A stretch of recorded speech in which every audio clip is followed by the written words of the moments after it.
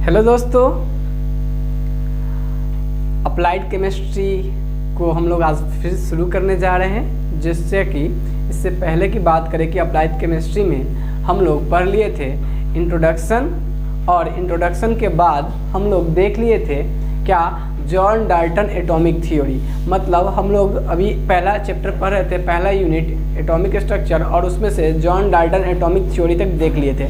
अपेक्षा करते हैं दोस्तों कि आप लोगों ने उसको अच्छे से अपने कॉपी में नोट डाउन कर लिया है, और नहीं किए हैं तो वीडियो देख लीजिए और अच्छे से नोट डाउन कर लीजिए, और फिर हमारे साथ जुड़ जाइए नेक्स्ट लेक्चर की, जो आज की लेक्चर है वहाँ से। तो दोस्तों थोड़ा सा हम इसको बढ़ा ले, जो स्क्रीन आपको दिख रहा है, ये सब सारी चीज़ें हम लोग पढ़ लिए, डाल्टन एटॉमिक थ्योरी देख चुके हैं दोस्तों। अब आते हैं दोस्तों डाल्टन एटॉमिक थ्योरी देखने के बाद, जब डाल्टन बाबा ने एटम के बारे में बातें जो बता दिए, उसके बाद की अगर बात करें दोस्तों तो डिस्कवरी होना शुरू हो गया था इलेक्ट्रॉन, प्रोटॉन और न्यूट्रॉन की। हम लोग सबसे छोटे पार्टिकल के बारे में, जो दुनिया में सबसे छोटा पार्टिकल है एग्जिस्ट करता है दोस्तों, उसके बारे में सोचने के बाद हम लोग सोचना शुरू किए कि वो पार्टिकल किन चीज़ों से मिलकर बना हुआ है, और उसी के क्रम में हम लोग डिस्कवरी करके लाए क्या चीज़, 3 ठो पार्टिकल जिसका नाम है इलेक्ट्रॉन, प्रोटॉन और न्यूट्रॉन। इसकी डिस्कवरी हमें इंट्रोड्यूस करने की कोई ज़रूरत नहीं है, क्योंकि अगर हमारी सिलेबस आप लोग देखें, अगर आपको सिलेबस आप लोग डाउनलोड किए नहीं किए तो डाउनलोड कर लीजिएगा, और आप सिलेबस देखिएगा तो उसमें हमें डिस्कवरी के बारे में कुछ मेंशन ही नहीं क्या पढ़ना है। तो हम लोग क्या करते हैं ना, डिस्कवरी पे ना जाते हुए इसके बारे में शॉर्टकट में इसको भी कवर कर लेते हैं, ताकि हमें इसके बारे में कुछ आइडिया रहे, और बाकी हम लोग आगे देखेंगे। तो दोस्तों अगर बात करें हम लोग जो एटम है, उसमें आगे चल के हम लोग मुख्य रूप से 3 ठो मेन फंडामेंटल पार्टिकल खोज के लाए। तो वो पार्टिकल था, हम सब मैट्रिक्स से पहले भी पढ़ के आए हैं दोस्तों, वो पार्टिकल होते हैं इलेक्ट्रॉन, प्रोटॉन, न्यूट्रॉन।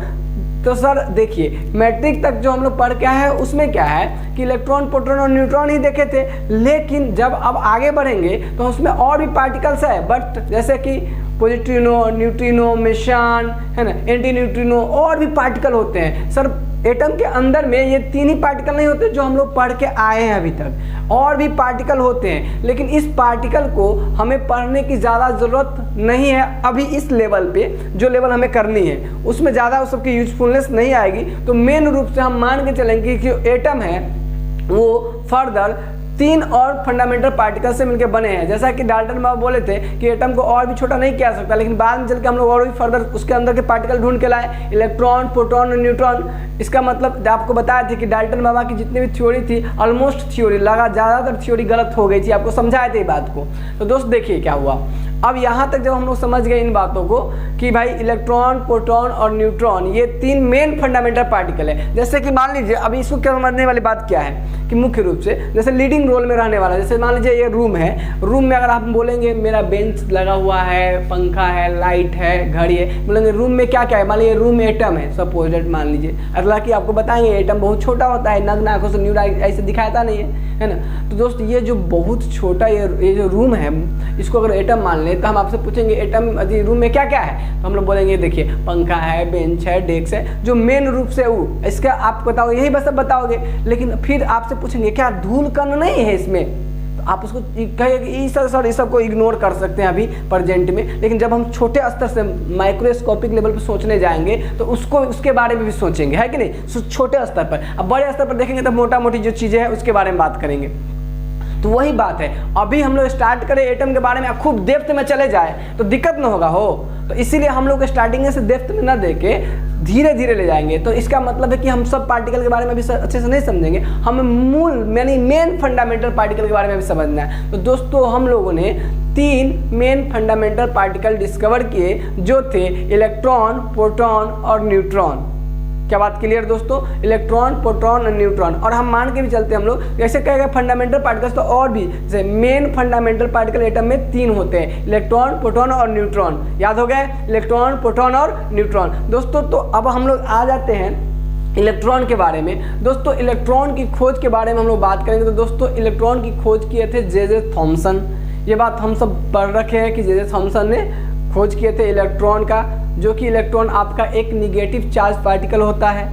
अच्छा दोस्त प्रोटॉन के बारे में अगर बात करें, दोस्तों प्रोटॉन के बारे में अगर बात करेंगे तो प्रोटॉन का खोज के बारे में थोड़ी सी आपको समस्या देखने को मिलेंगी। क्या समस्या देखने को मिलेगी, कहीं कहीं पे बच्चे गोल्डस्टीन पढ़ लेते हैं, कहीं कहीं पे बच्चों को ये लगता है कि वो रदरफोर्ड किए हैं। दो नाम आपको देखने को मिल जाएंगे, एक गोल्डस्टीन और एक रदरफोर्ड, ये दो नाम आपको सुनने में मिल जाएंगे। दोस्तों तो आपको क्या करना है कि सर आपके मन में आएगा सर अब आ जाएगा एग्जाम में, तो दोस्त देखिए आप मामला को समझिए, मामला समझिए कि क्या है मामला। एकदम सिंपल से कि देखिए पहला तो इलेक्ट्रॉन का खोज कर लिया जे थॉमसन ने, और दूसरा जो प्रोटॉन था उसका खोज गोल्डस्टीन और रदरफोर्ड को माना जाता है। लेकिन दोस्त आप ध्यान से सुनो कि मामला क्या हुआ था। जो गोल्डस्टीन थे उन्होंने जो खोज किया था इसी प्रोटॉन वाले रे के नाम दिया हुआ था कैनाल रे।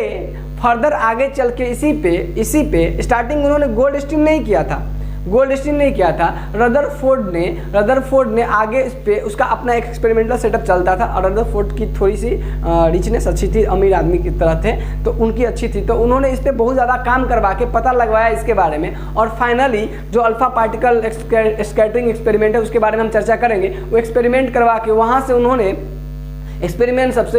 वहाँ पे जो ये कैनाल रे है यहाँ से उन्होंने प्रोटॉन नाम दिया। तो देखिए तो प्रोटॉन जब नाम आया तो वो प्रोटॉन जो नाम दिया तो वो रदरफोर्ड द्वारा दिया गया था, और इधर कैनाल रे जो था उसी चीज़ के लेके वो क्या था गोल्डस्टीन के लेके। तो यही तो सिंपल सी बात हो गया कि वही मामला आ गया है ना कि बस सब्जी बना रहे थे हम लोग गाँव घर में, जैसे रूम में सब विद्यार्थी होंगे तो सब रूम में सब्जी बना रहे हैं। दोस्त तंगा देख लेना लास्ट में जब सब्जी तंगा उतरने वाला है तो देख लेना, तो लास्ट में जाकर देख लेता अच्छा तो सब्जी कौन बनाया है ना, तो पूछो सब्जी कौन बनाया, तो भाई सब्जी तो वो बनाया है इहो बनाया है, मामला हो जाता है ना यही। तो गड़बड़ तो किसको बोलिएगा, तो जनरली जो अब मान लीजिए कोई अचानक आदमी आएगा तो लास्ट में उसको देखेगा बनाते हुए, शुरू वाला जो आदमी पहले से जानता है वो देखेगा कि शुरू से ही मेहनत किया हुआ है। तो यही मामला रह गया है इसके साथ। तो कहीं पे आप देखिएगा, नेट पर भी सर्च मारिएगा तो कहीं पे गोल्डस्टीन आ जाएगा, कहीं पर रदरफोर्ड आ जाएगा, कहीं पर गोल्डस्टीन। अभी भी बहुत आदमी क्या करता है, कहीं गोल्डस्टीन मानता है, कहीं रदरफोर्ड मानता है, कहीं गोल्डस्टीन मानता है, कहीं रदरफोर्ड मानता है। दोस्तों तो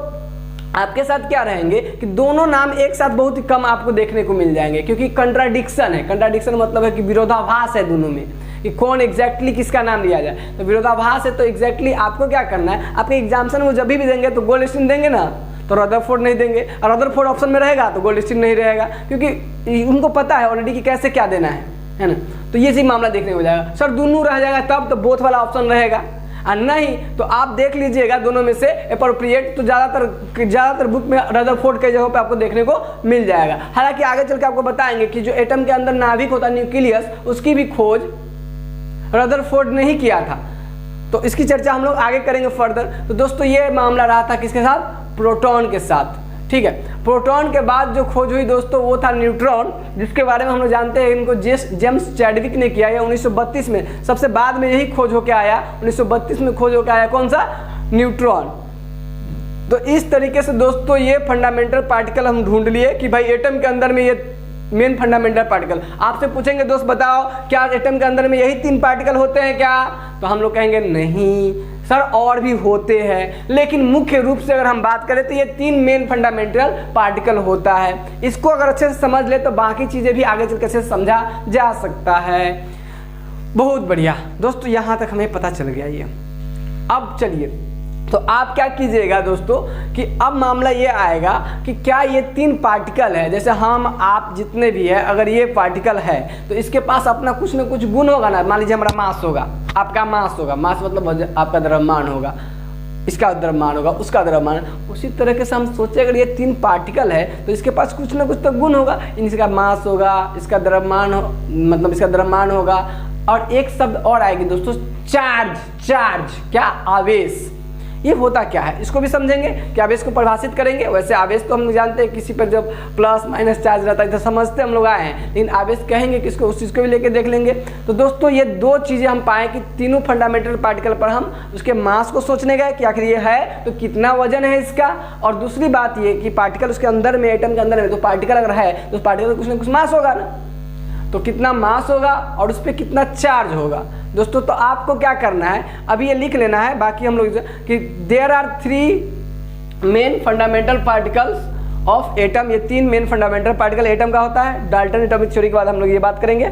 है ना। इसके बाद अपना कॉपी में आप लिखिएगा कौन कौन सा, इलेक्ट्रॉन, प्रोटॉन और न्यूट्रॉन। दोस्त इलेक्ट्रॉन के लिए हम स्मॉल ई, प्रोटॉन के लिए स्मॉल पी और न्यूट्रॉन के लिए स्मॉल ई सिंबल का यूज करते हैं दिखाने के लिए। अच्छा, ये प्लस माइनस सब लिखा है वो आगे चल के बताएंगे। चार्ज के लिए लिखा हुआ बगल में कि भाई इस पर माइनस चार्ज होता है, प्लस चार्ज होता है और इस पर कोई चार्ज नो चार्ज होता है ना। न्यूट्रॉन पे नो चार्ज होता है। तो आइए देखते हैं कि चार्ज आखिर होता क्या है ना। देखिए, चार्ज किसी भी वस्तु का वह गुण होता है जो अपने जैसे अपने से अपोजिट चार्ज के साथ अट्रैक्शन या रिपल्सन करता है। मतलब आप सबको पता ही ऑलरेडी कि देखिए जब हम लोग बचपन में थे तो क्या करते थे, हो ऐसे ऐसे माथा में घर रख लेते थे, है कि नहीं। ऐसे आप जो पेज होता था उसको पेज को फाड़ के रख देते थे, अब पेज को सटाते रहते थे, ऐसे ऐसे उसमें सटता था, बन जाता था। तो होता क्या है कि दोस्तों जब हम रब करते हैं तो आगे चल के बताएंगे कि रब करने के दौरान इलेक्ट्रॉन का ट्रांसफर होने लगता है और ट्रांसफर होने के कारण वस्तु चार्ज हो जाती है और चार्ज होने के कारण वो आप जैसे ही आप चार्ज बॉडी को देखता है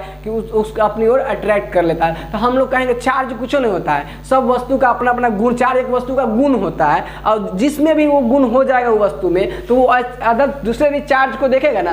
तो ये प्लस वाला अगर है, ये प्लस वाला इसमें गुण अवेलेबल है तो प्लस वाला को क्या करेगा, दूर भेजेगा और माइनस वाला के खींचेगा। तो देखिए चार्ज समझ गए कि वस्तु का गुण होता है जिसके कारण वो किसी दूसरे चार्ज को अट्रैक्ट करता है या रिपेल करता है। अट्रैक्ट अपनी ओर खींचता है या अपने से दूर भेजता है। तो चार्ज के बारे में हम लोग को समझ में आ गया कि चार्ज क्या होता है। Charge is the property of any matter by which is attract और रिपेल टू अदर सब्सटेंस, जिसको वो अट्रैक्ट करता है या रिपेल करता है। यहाँ पे आप सब्सटेंस के बदले चार्ज दिख सकते हैं, ज़्यादा बेहतर रहेगा। चलिए ये मामला हमको समझ में आ गया। अब देखिए चार्ज दो प्रकार के होते हैं। चार्ज कितने प्रकार के होते हैं? चार्ज दोस्तों दो प्रकार के होते हैं। थोड़ा सा चार्ज के बारे में और बात कर लेते हैं और ये भी आप लिखते चलिएगा यहाँ तक लिखने के बाद। दोस्त चार्ज दो प्रकार के होते हैं।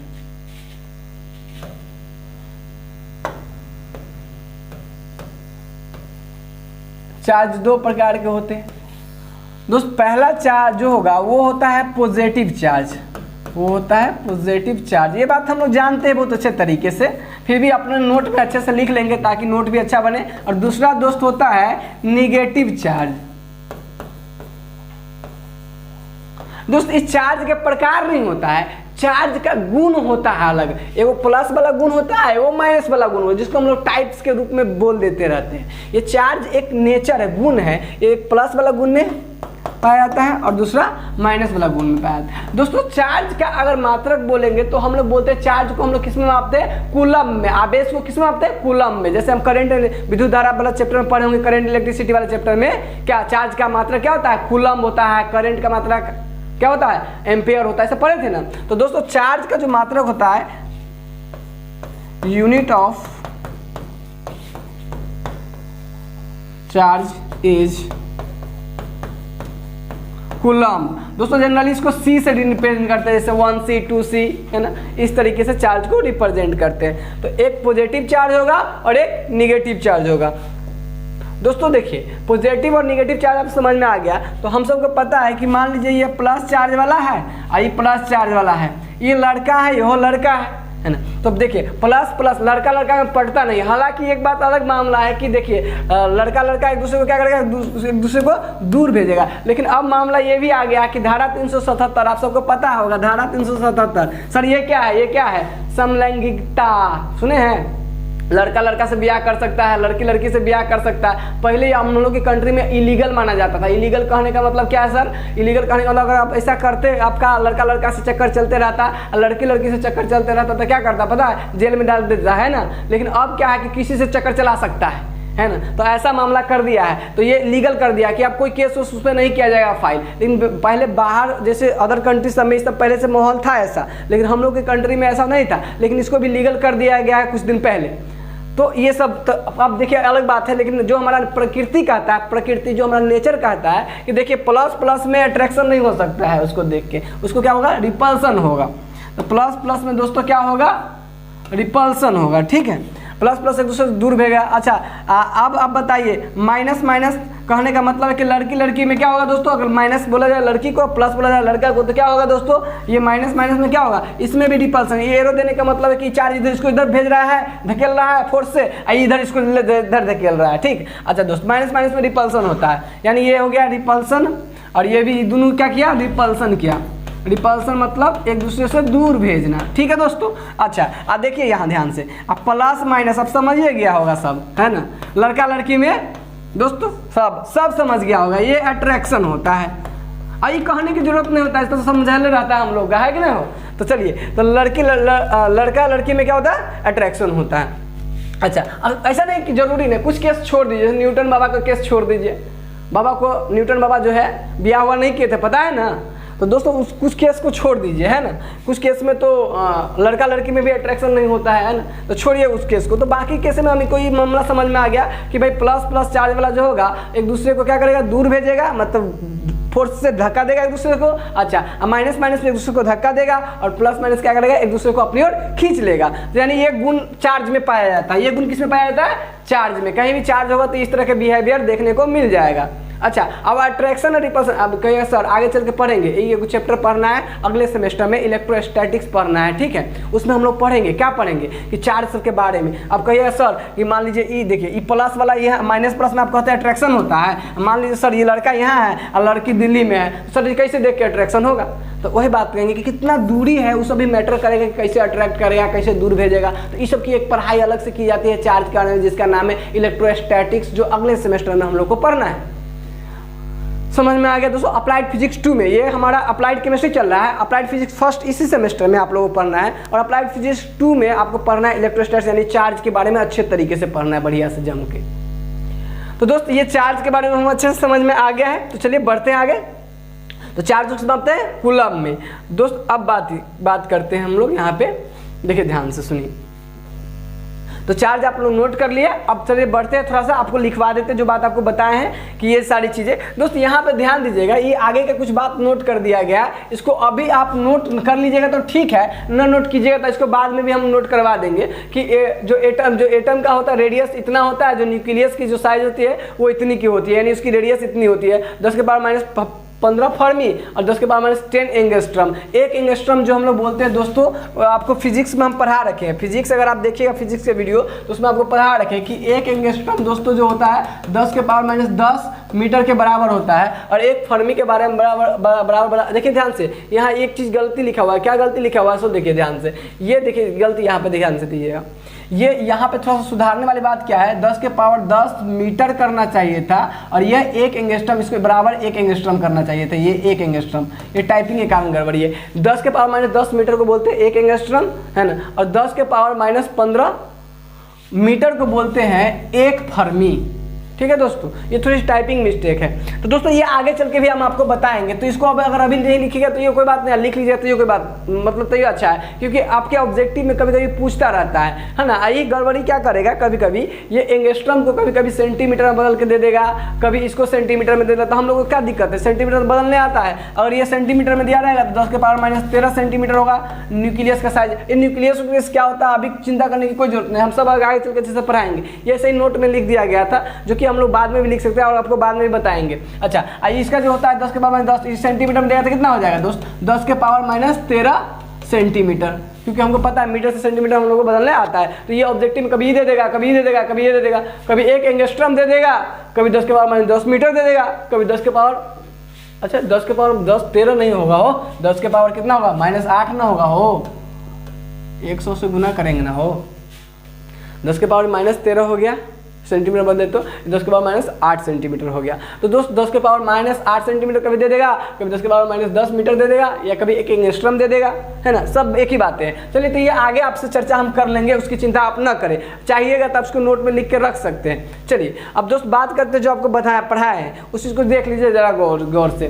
तो देखिए अब जो पार्टिकल आपको पढ़ाया है तो 3 फंडामेंटल पार्टिकल पढ़ाया है, इलेक्ट्रॉन, प्रोटॉन और न्यूट्रॉन। ठीक है, इलेक्ट्रॉन, प्रोटॉन और न्यूट्रॉन। दोस्त मास बोले कि इसमें कुछ मास होता है, तो देखिए इलेक्ट्रॉन पे जो मास होता है वो कितना होता है 9.1 इंटू का 10⁻31 kg, 9.1 इंटू 10⁻31 kg। अच्छा इसको लगभग हम 0 मानते हैं, लगभग क्या मानते हैं, बहुत कम हो गया। और 10⁻31 kg का मतलब आपको समझ में आना चाहिए क्या होता है, बहुत। देखिए पहले समझिए कि कितना होता है, सो समझिए। सॉरी दोस्तों, आइए अब बात करते थोड़ा सा हो 10⁻31 kg को जरा समझते हैं। ठीक है, 10⁻31 kg का मतलब हम लोग को तो पता है कि 1/10⁻31 kg ना हो। अब देखिए इसका मतलब है 1 पर 1 2 3 4 5 6 7 8 डॉट डॉट 31 को जीरो। कितना जीरो?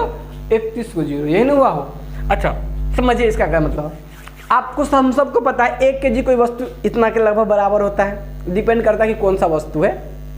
1 kg इतना होता है। अब चलिए मान लीजिए इतना आपके पास कोई वस्तु है 1 kg का, तो इसको अगर 1/100 में भाग बांटिएगा इतना kg होता है। मान लीजिए कि 1 को 10 भाग में बांटिएगा इतना वस्तु को, 1/10 kg का मतलब ये हुआ, यानी 10 की पावर -1 का मतलब ये हुआ कि इतना को 10 भाग में बांटिए। 10 की पावर -1 kg का मतलब क्या हुआ दोस्तों कि इतना को 1/10 यानी 1 kg को 10 भाग में बांटिए। तो 10 भाग में बांटेंगे वो इतना को, तो कितना होगा? इतना हो जाएगा। अच्छा चलिए 1 जीरो और बढ़ा दीजिए तो कितना हो जाएगा? 100 भाग में इतना को बांटना है तो कितना हो जाएगा? इतना हो जाएगा। 100 आदमी को देना है तो 1000 में बांटिए तो कितना हो जाएगा? और इतना हो जाएगा। 10,000 में इतना हो जाएगा। 1 लाख में इतनी हो जाएगा। 10 लाख में इतनी हो जाएगा, है कि नहीं? 10 लाख 1 करोड़ में इतनी हो जाएगा। अब कितनी हो जाएगा? अब तो सर दिख भी नहीं रहा है कि आप कितना बोल रहे हैं ना दोस्तों। अभी सुनिए 1 2 0 4 0 6 0 1 2 4 6 1 7 7 जीरो पर ये हाल है, तो ऐसा 31 को जीरो आएगा तो कितना होगा?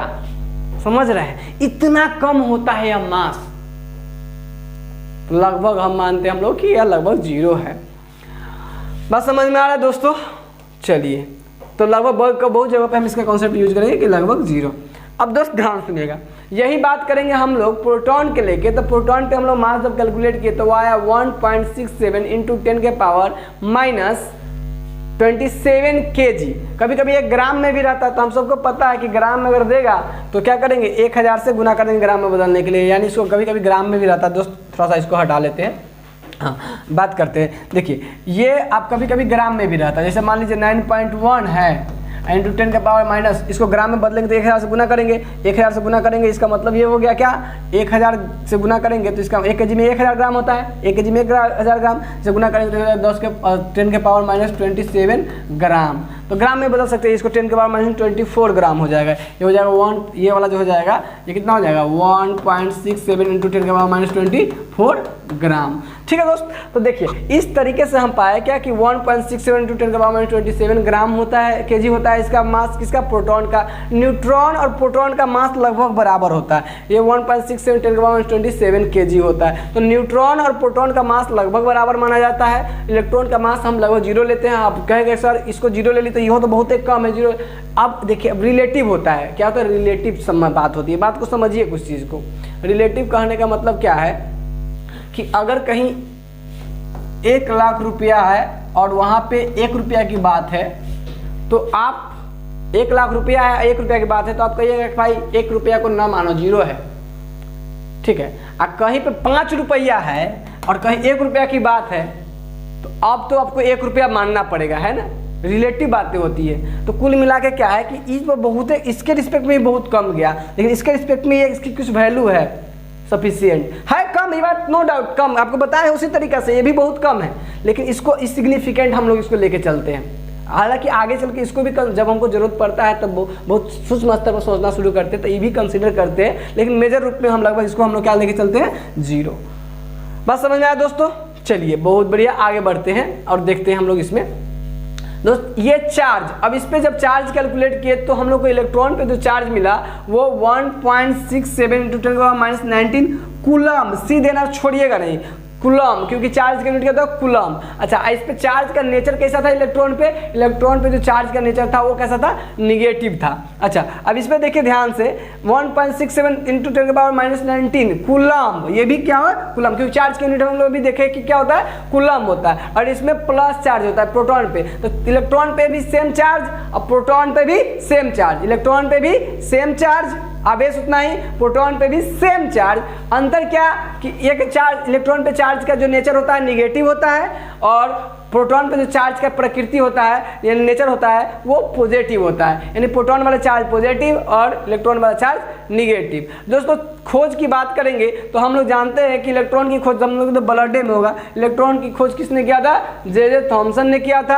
अच्छा, ई गोल्डस्टीन क्या किए थे? ये रदरफोर्ड और गोल्डस्टीन दोनों के नाम आते हैं कभी कभी, तो आप ध्यान दीजिए, कहीं पे ई गोल्डस्टीन मिल जाएगा, कहीं रदरफोर्ड। इसके बारे में हम आपको अच्छे से समझा दिए कि कैसे काम करना अगर पूछ ले तो ई गोल्डस्टीन के बारे में देख लिए। इसके बाद जेम्स चैडविक थे जिन्होंने न्यूट्रॉन की खोज किया हुआ था। क्या बात क्लियर है दोस्तों? अब बात कर लेते थोड़ा सा कि कब कब खोज किया गया था। दोस्तों ये 1800 जे थॉमसन ने 1897 में खोज किया था इलेक्ट्रॉन का, 1897 में खोज किया था इलेक्ट्रॉन का। और गोल्डस्टीन, और देखिए गोल्डस्टीन कहा था पॉजिटिवली चार्ज पार्टिकल होता है, पॉजिटिवली चार्ज पार्टिकल होता है। ये 1886 में बोले थे, 1886 में बोले थे। पर 1909 में Rutherford alpha particle scattering experiment के दौरान प्रोटॉन नाम दिया था। कब? 1909 में रदरफोर्ड, जबकि 1886 में गोल्डस्टीन क्या किए थे? 1886 में गोल्डस्टीन पॉजिटिवली चार्ज पार्टिकल की मौजूदगी के बारे में बोले थे। अच्छा, जेम्स चैडविक न्यूट्रॉन का जो खोज किए थे 1932 में किए थे। कब किए थे? 1932 में। 1932 में जेम्स चैडविक क्या किए थे? न्यूट्रॉन का खोज किए थे। दोस्त एक बार क्विक रिवीजन कर लेते हैं कि जो हमारा मास है वो कितना 9.1 होता है इलेक्ट्रॉन पे, 10⁻31 kg होता है। 1.67 10⁻27 kg प्रोटॉन पे मास होता है। दोस्त न्यूट्रॉन पे मास होता है 1.67, अरे दोस्त यहाँ 74 होता है दोस्तों, ये टाइपिंग मिस्टेक है। 1.674 इंटू 10⁻27 kg होता है, यहाँ पे 1.674 लिख लीजिएगा। और चार्ज में दोस्तों एक चीज़ और सुधार लीजिएगा, चार्ज भी हमें दिख रहा है ये 0602 होता है, यानी आप 1.6 लिख सकते हैं, 67 लिखे अपने कॉपी में। आप लोग नोट कर लीजिएगा, इसमें 1.602 होता है, ये 1.602 होता है, तो इसको लगभग हम लोग 60249 करके समथिंग होता है। तो दोस्त यहाँ 1.6 लिखना हम लोग पसंद करते हैं, तो क्या होगा 1.6 इंटू 10⁻−19 कूलम और 1.6 इंटू 10⁻−19 कूलम, इस पे प्लस में और इस पे माइनस में। दोस्तों तो ये सारी बात अपने कॉपी में आप अच्छे से नोट कर लो, आपको समझ में आ गया होगा क्या चीज़, सारी बातें अच्छे से। क्या इलेक्ट्रॉन पे मास कितना दोस्तों? 9.1 इंटू 10⁻13 kg। प्रोटॉन पे मास कितना? 1.672 10⁻27 kg। और न्यूट्रॉन पे मास कितना? 1.674 इंटू 10⁻27 kg।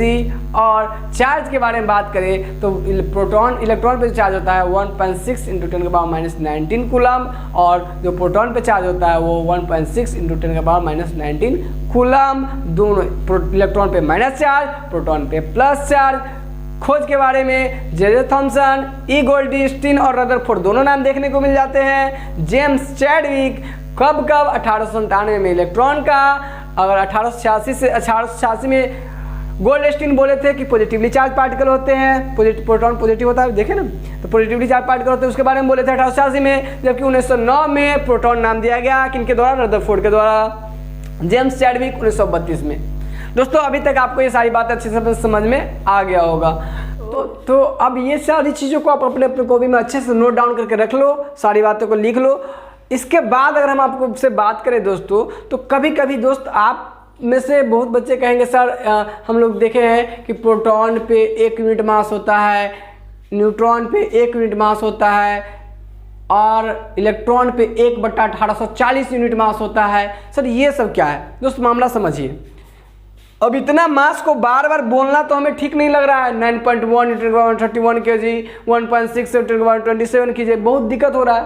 तो जैसे हम लोग कहते हैं कि 12 केला 24 केला बोलना बड़ी डिफिकल्ट लगता था, हम लोग कहते हैं 1 दर्जन केला, दर्जन जैसा वर्ड यूज कर लिए, क्या दर्जन, तो दर्जन एक बना लिए जिसमें मतलब 12 केला आता था। तो हम लोग उसी तरीके से क्या किए दोस्तों, इतना मास को 1.67 इंटू 10⁻27 को बोले कि यह 1 यूनिट मास है। कितना मास है? 1 यूनिट। तो लगभग इसमें भी वही मास होगा क्योंकि दोनों का मास लगभग बराबर है। देखिए गौर से, ये लगभग बराबर है। तो 1 यूनिट मास प्रोटॉन पे और 1 यूनिट मास न्यूट्रॉन पे, 1 यूनिट मास प्रोटॉन पे, 1 यूनिट मास न्यूट्रॉन पे। अच्छा दोस्त इस पर जब कैलकुलेट करेंगे इसी तरीके से इसका, तो इसका जब कैलकुलेशन हम करेंगे तो ये आता है 1/1840, इसके वैल्यू पुट अप करके कैलकुलेट करेंगे तो ये आता है 1/1840 यूनिट मास इसका आता है। ठीक है, इतना को 1 यूनिट बोले तो इसके कंपेयर में ये कितना है, ये जब करके निकालेंगे इसका तो ये आता है 1/1840। तो आपको कभी कभी ये चीज़ भी ध्यान रखना है कि अभी आपको मास दे देगा इलेक्ट्रॉन का कैसा 1/1840, कभी दे देगा 1 यूनिट। तो आप याद कर लो, प्रोटॉन पे इतना मास को ही बोला जाता है 1 यूनिट, यानी 1 यूनिट मास कितना होगा हमारा, 1 यूनिट मास हम लोग बोलेंगे, जो हम मास हम लोग लिए 1.6 × 10⁻⁻²7 kg, इसलिए प्रोटॉन पे हम लोग 1 यूनिट मास लेते हैं। लगभग न्यूट्रॉन पे भी वही मास 1 यूनिट होता है और इसी को बोलते हैं 1/1840। तो कभी कभी ऐसे भी दे देगा। अच्छा, अब उसी तरीके से इतना चार्ज को हम लोग बोले 1 यूनिट चार्ज, क्या बोले 1 यूनिट चार्ज, तो ये प्लस में 1 यूनिट चार्ज होगा इलेक्ट्रॉन पे, और इतना चार्ज को ही हम लोग ये हो जाएगा -1 यूनिट, क्या होगा इस पर भी 1 यूनिट चार्ज हो, लेकिन ये माइनस में होगा। तो दोस्तों +1 यूनिट चार्ज किस पे होता है, प्रोटॉन पे, सॉरी इलेक्ट्रॉन पे, और +1 यूनिट चार्ज होता है प्रोटॉन पे, -1 यूनिट चार्ज होता है, सॉरी ये प्लस में होगा दोस्त, ये माइनस में होगा, -1 यूनिट चार्ज होता है इलेक्ट्रॉन पे, +1 यूनिट चार्ज होता है प्रोटॉन पे। क्या बात क्लियर है दोस्तों, समझ में आया? तो कभी कभी आपको ये तब ध्यान रख लीजिएगा, कुछ चिंता ज़्यादा करने की जरूरत नहीं है। 1 यूनिट डिसाइड कर लिए और इसको ये इतना को क्यों बार बार बोलना 1.6 × 10⁻⁻19 कूलम 1.6 × 10⁻⁻19 कूलम डिफिकल्ट हो रहा था हम लोग के लिए, तो हम लोग इसको बना लिए कि इसको इतना को 1 यूनिट चार्ज बोलेंगे। क्या बोलेंगे, 1 यूनिट चार्ज बोलेंगे। तो अगर इसका दुगुना होगा तो उसको 2 यूनिट चार्ज बोलेंगे। बात समझ में आ रही दोस्तों? तो ये यूनिट के टर्म में हम लोग बात करेंगे। तो अब हम समझ गए कि भाई इलेक्ट्रॉन पे जो चार्ज होगा वो उसको 1 यूनिट चार्ज कहेंगे, जो प्रोटॉन पे जो चार्ज होगा उसको 1 यूनिट चार्ज कहेंगे, लेकिन ये प्लस में होगा, ये माइनस में होगा। इसके अलावा एक और तरीका आपको देखने को मिल जाएगा एटॉमिक मास यूनिट में, AMU में। तो दोस्त अभी आप ध्यान से देख लीजिएगा, इलेक्ट्रॉन का मास कहीं कहीं पे 1/1840 यूनिट भी लिखा हुआ मिल जाएगा, प्रोटॉन का मास 1 यूनिट मिल जाएगा, न्यूट्रॉन का भी मास 1 यूनिट लिखा हुआ मिल जाएगा। अब बात करते हैं इस पे जो हमारा चार्ज की, तो इलेक्ट्रॉन पे कहेगा -1 यूनिट चार्ज होता है, अब प्रोटॉन पे कहेगा +1 यूनिट चार्ज होता है। तो यह चार्ज हमारा 1 यूनिट चार्ज कहलाता है। क्या बात ये क्लियर है? इतना चार्ज को हम क्या बोलते हैं 1 यूनिट। जैसे कि हम लोग 12 केला को 1 दर्जन नहीं बोल देते हैं, तो इसलिए इतना को हम लोग क्या बोले 1 यूनिट। समझ में आया क्या? 12 केला या 12 लीची होता है तो क्या बोलते हैं 1 दर्जन लीची, 1 दर्जन केला, उतना को बोल देते हैं ना। तो इतना को हम लोग बोले 1 यूनिट, इतना को बोले 1 यूनिट। तो कभी कभी इसके रूप में भी देखने को मिल जाएगा। दोस्त एक तीसरा चीज आपको देखने को मिल जाएगा, क्या AMU में हम सारे चीजें बता देते हैं कि आपको कोई दिक्कत ही ना रह जाए। अब इसके अलावा दोस्तों क्या होता है, तो आप अपने कॉपी में क्या करिएगा, एक ऐसा ही टेबल बना के हम बना ही देते हैं। एक ऐसा ही टेबल बना के दोस्त, ऐसा टेबल बना लेना है आपको, एक टेबल बना लेना है।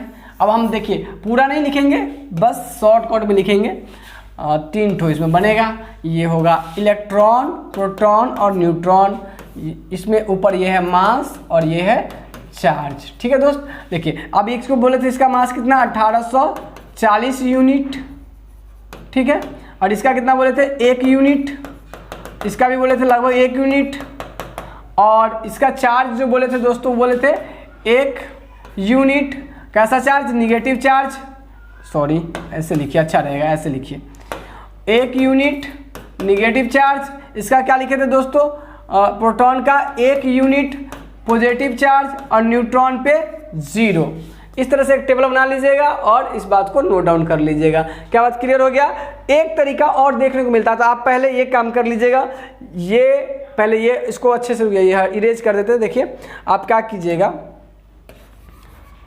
दोस्तों, आप इसको लिख लीजिए। आप देखिए करेक्शन कहाँ गया, 6 में से हटाया गया क्योंकि हमारे टाइपराइटर जी का जो योगदान सब है, टाइपराइटर जी सब का, ये ई जो है इसको कर लीजिए सही 1.6 और ये 1.64 2 नहीं होगा 4 होगा। तो ये 2 करेक्शन करना था, बाकी सारी चीज़ें करेक्ट लिखी हुई है। आप अच्छे से अपना इसको टेबलेट कर लीजिए और इसको टेबलेट करने के बाद दोस्तों बढ़ जाइए आगे और इसको अपने कॉपी में उसके बाद नोट कीजिए। ठीक है, दोनों बात समझ में आ गया। अब बढ़ते एक तीसरी की तरफ, आप स्क्रीनशॉट ले लीजिए और नोट कीजिए। ओके दोस्तों, अब तीसरा की तरफ बढ़ते, तीसरे सेक्शन की तरफ। तो कभी कभी आपको AMU में मास देखने को मिलता है, किसमें? AMU में, एटॉमिक मास यूनिट।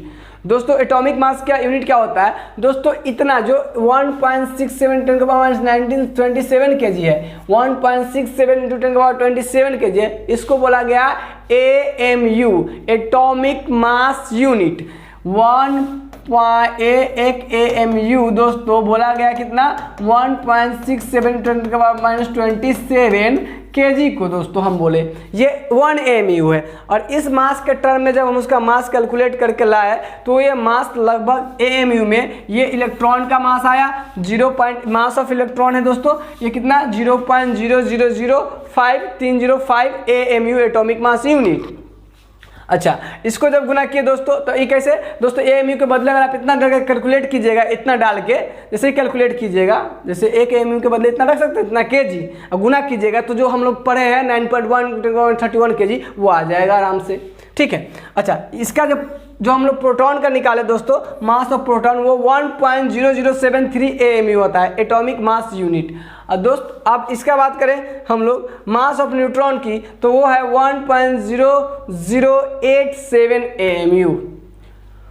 समझ में आ गया क्या? इसका AMU मास ये होता है, एक AMU कितना होता है 1.67 × 10 kg। तो दोस्तों आप इसको भी अपने कॉपी में टेबुलेट करके नोट डाउन कर लीजिए अच्छे से। और इसको करने के बाद आप इन सारी चीज़ों को अच्छे से नोट करने के बाद नेक्स्ट लेक्चर के लिए तैयार रहिए, जिसमें हम लोग नेक्स्ट लेक्चर में करेंगे, क्या करेंगे हम लोग नेक्स्ट लेक्चर में, एटॉमिक मास क्या होता है, एटॉमिक नंबर क्या होता है, isotope, isobar, isotone, iso electronic से आप क्या समझते हैं, इन सारे कॉन्सेप्ट को आपको हम समझाएंगे। तो मिलते हैं हम आपसे नेक्स्ट लेक्चर में। धन्यवाद। जय हिंद, जय भारत।